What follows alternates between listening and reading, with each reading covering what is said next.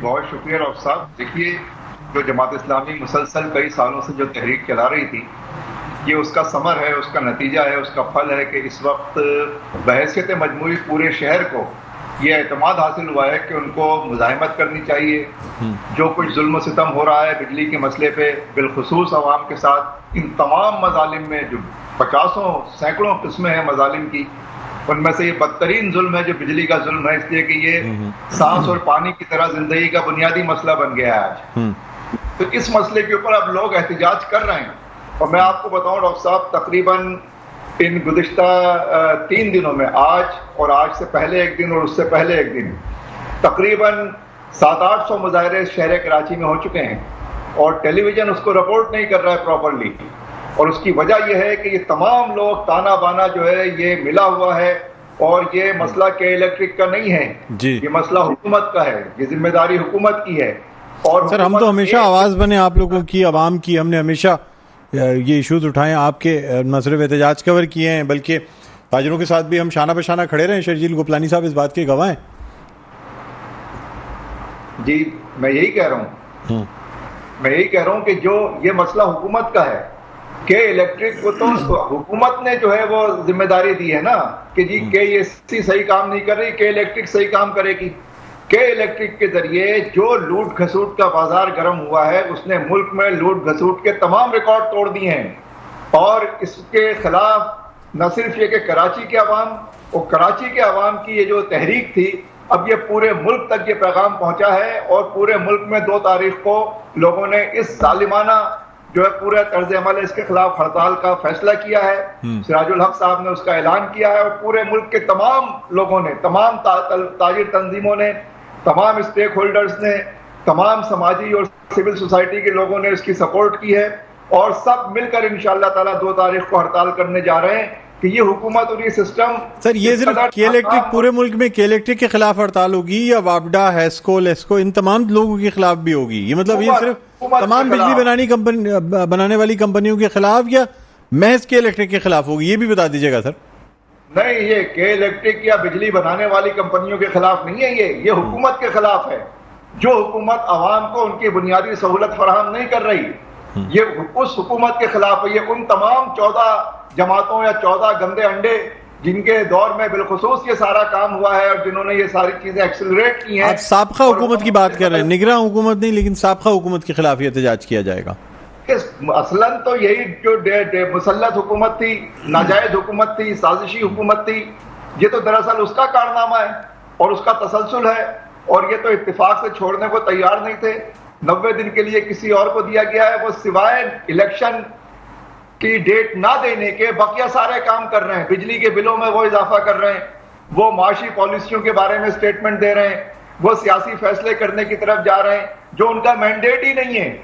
وہ الیکشن کی تاریخ اناؤنس ہی نہیں کر رہے. 90 دن کا موقع دیا گیا ہے آئین کے تحت، اور وہ 90 دن میں الیکشن کا کوئی آسرا نہیں دے رہا ہے اس قوم کو. اور وہ یہ سارے اقدامات کر رہے ہیں، روزانہ ایک کوڑا برسا رہے ہیں، روزانہ ظلم و ستم کے پہاڑ توڑ رہے ہیں. اور عوام کی کمر بھی اب ٹوٹ چکی ہے. عوام پہلے بلبلاتے تھے، اب جو ہے وہ تنگ آمد، بجنگ آمد کی کیفیت میں آ گئے ہیں.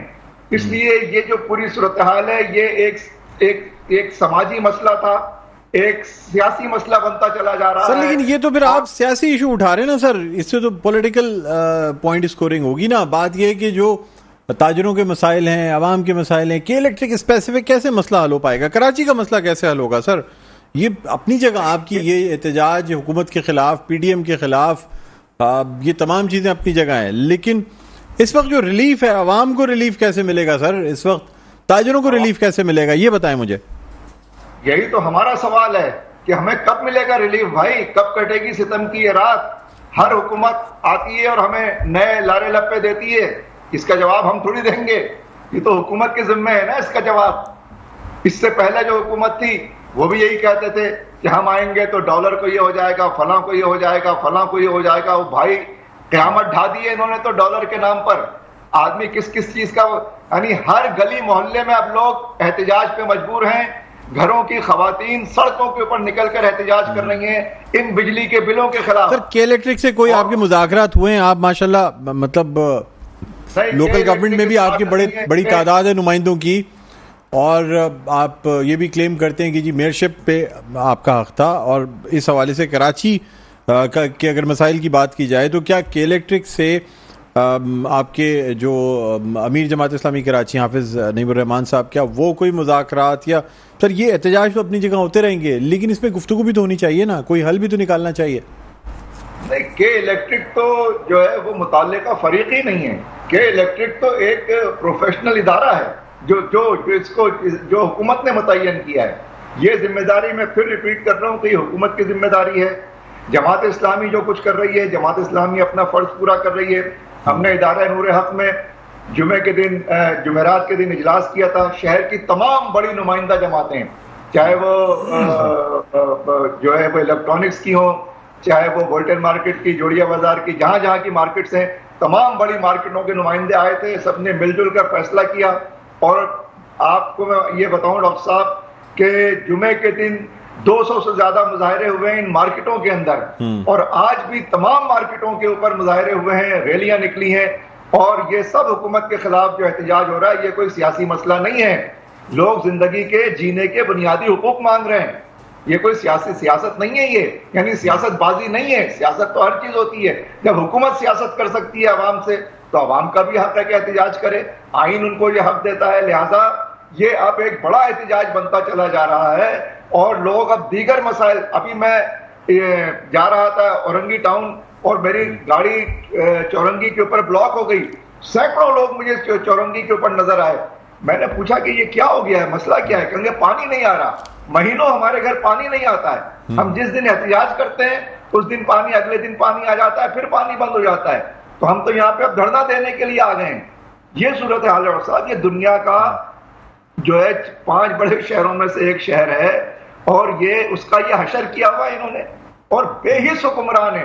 آپ کو معلوم ہے کہ یہ جو فری بجلی جو ہے وہ جو کچھ حاصل کر رہے ہیں، جو اللے تللے کر رہے ہیں، اور یہ الزام ڈالتے ہیں کہ بجلی چوری ہو رہی ہے. کوئی عوام کی طرف سے جو چوری ہوتی ہے وہ آٹے میں نمک کے برابر بھی نہیں ہے. اصل چوری تو یہ بڑے لٹیرے کرتے ہیں. یہ وزراء کی سطح پر، یہ ان کے کارخانوں کی سطح پر یہ جو چوریاں ہیں، اس کی سزا یہ عوام کو دیتے ہیں. لہذا عوام جو ہے اس کے اوپر اپنا آئینی. اسامہ صاحب آپ میرے ساتھ موجود رہیں گے، شرجیل گوپلانی بھی ہمارے ساتھ موجود ہیں. ناظرین ایک چھوٹے سے وقفے کی طرف جائیں گے، وقفے کے بعد دوبارہ آپ کی خدمت میں حاضر ہوتے ہیں. کہیں نہ جائے گا، دیکھتے رہیے پروگرام خبر کی خبر. جی ناظرین ویلکم بیک، ایک دفعہ پھر آپ کو خوش آمدید کہتے ہیں پروگرام میں خبر کی خبر. میں ہوں آپ کا میزبان ڈاکٹر بلند اقبال. ناظرین آج ہم کے الیکٹرک کی جانب سے جو بل دیے جا رہے ہیں، مبینہ طور پہ جو بلوں میں اضافہ ہے جس کے خلاف عوام احتجاج کر رہے ہیں، اس کے علاوہ تاجر حضرات کی جانب سے احتجاج دیکھنے میں آیا. مختلف سیاسی جماعتیں اس میں ساتھ دے رہی ہیں. اس وقت اسٹوڈیوز میں ہمارے ساتھ شرجیل گوپلانی صاحب موجود ہیں، تاجر رہنما ہیں، اور ویڈیو لنک پہ ہمارے ساتھ اسامہ رضی صاحب موجود ہیں، نائب امیر جماعت اسلامی کراچی. اب ہم کوشش کر رہے ہیں کہ الیکٹرک کے جو ہائر اپس ہیں ان سے رابطہ کیا جا رہا ہے، اور امید ہے کہ بہت جلد مونی سلوی صاحب یا ترجمان کے الیکٹرک سے ہم رابطہ قائم کر کے ان سے بھی بات کریں گے، اور اس موضوع پہ ان سے پوچھیں گے کہ کیا اس کا کیا حل کیا نکلے گا. مطلب جس طریقے سے یہ چیزیں بڑھ رہی ہیں. اسی حوالے سے کورنگی 3 نمبر پہ آج ایک فوٹیج وائرل ہوئی سوشل میڈیا پہ. آئیے وہ بھی آپ کو دکھاتے ہیں کہ جس طریقے سے یہ چیزیں ہو رہی ہیں، یہ اچھی کوئی چیز علامت نہیں ہے. اس قسم سے عوام کا ریاکشن آئیے پہلے وہ دیکھتے ہیں، پھر پروگرام کو کنٹینیو کرتے ہیں.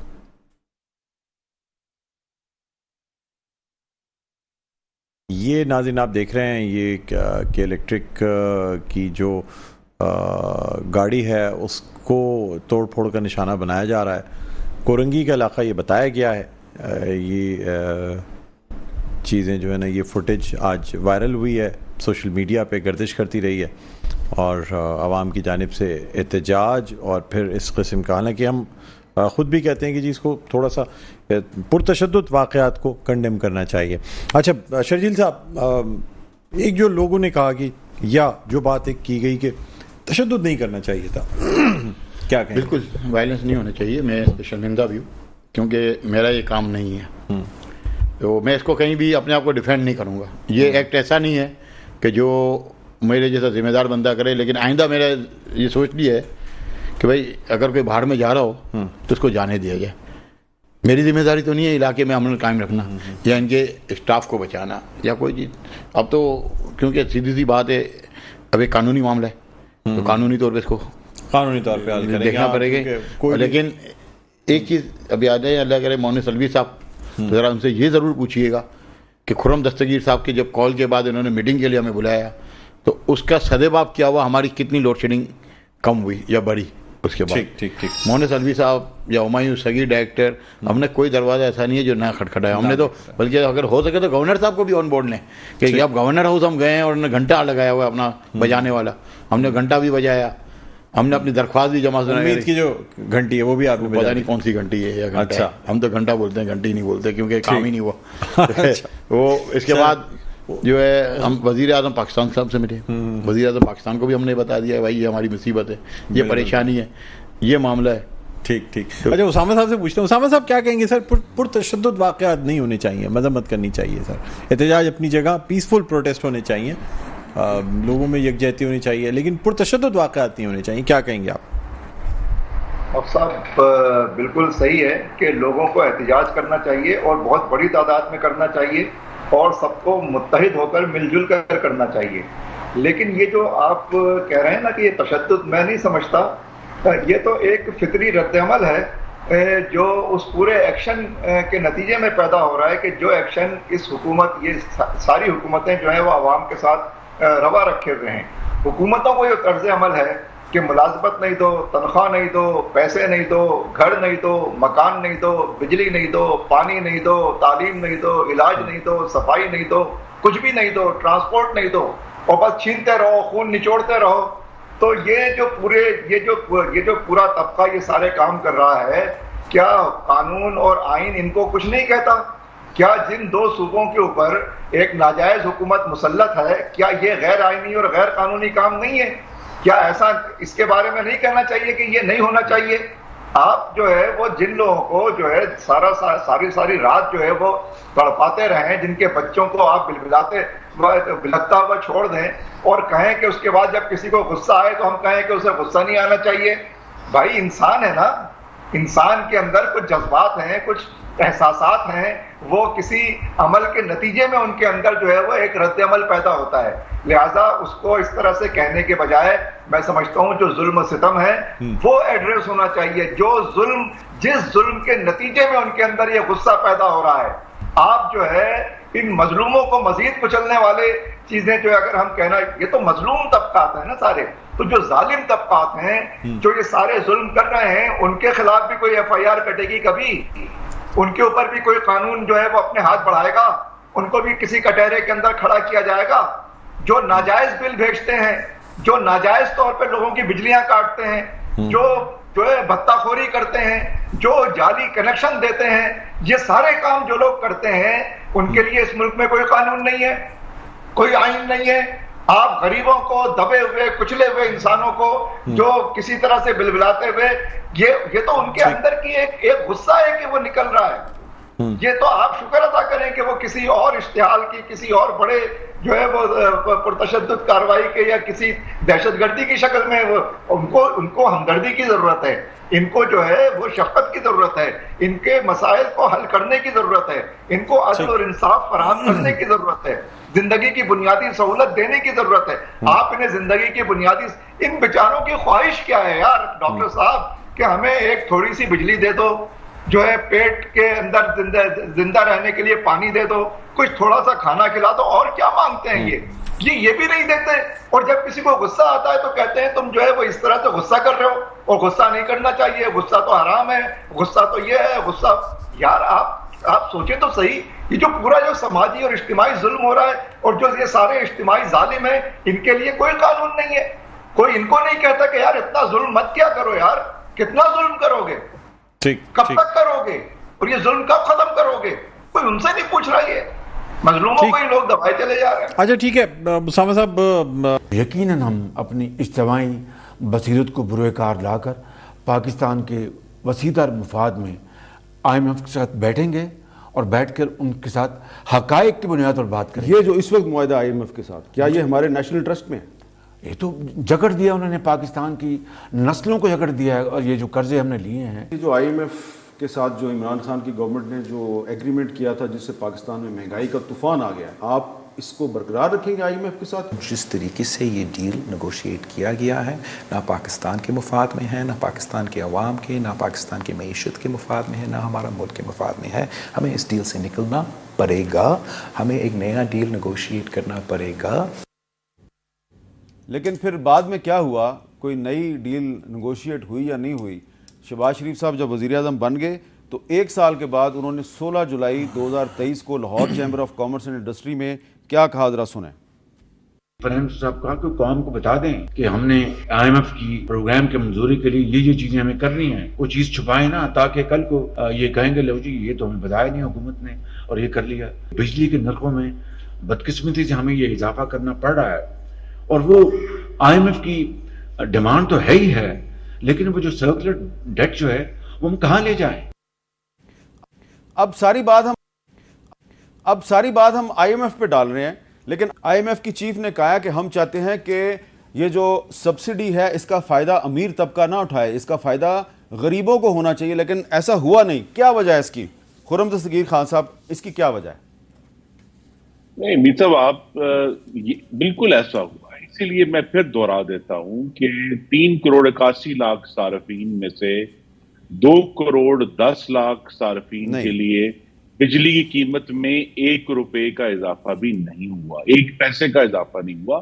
لہذا وہ 200 یونٹ تک کے جو پروٹیکٹڈ ہمارے خرم صاحب آپ نے بھی سنا ہماری رپورٹ کے اندر کہ جس آدمی کے گھر میں صرف 1 پنکھا اور 1 فریج ہے اس کا بل بھی ڈبل ٹرپل ہو گیا ہے. اس کا کیا؟ میری ان سے استدعا یہ ہے کہ جس کا جو 400 یونٹ استعمال کر رہا ہے وہ پھر پروٹیکٹڈ نہیں، پروٹیکٹڈ 200 یونٹ تک ہے، جو ہماری کمٹمنٹ تھی اور ہے اور رہے گی کہ ہم نے پاکستان کے غریب ترین لوگوں کو جو کہ ہمارے صارفین کا 55% بنتے ہیں، ہم نے ان کو پروٹیکٹ کیا اور ان کے لیے ہم نے قیمت نہیں. اچھا اب ذرا دوسرا اگر میں جواب دے دوں جو 2-3 باتیں بڑی اہم ہیں. جی، ایک تو ایشو یہ ہے کہ یہ جو کمٹمنٹ کہ پاکستان کی حکومت پاکستان کے روپے میں کی قیمت میں کوئی انٹرونشن نہیں کرے گی، یہ عمران خان کا ایک ترقی دشمن اور غریب دشمن معاہدہ تھا اپریل 2019 کا، جو کہ ابھی تک ہمارے سامنے موجود ہے،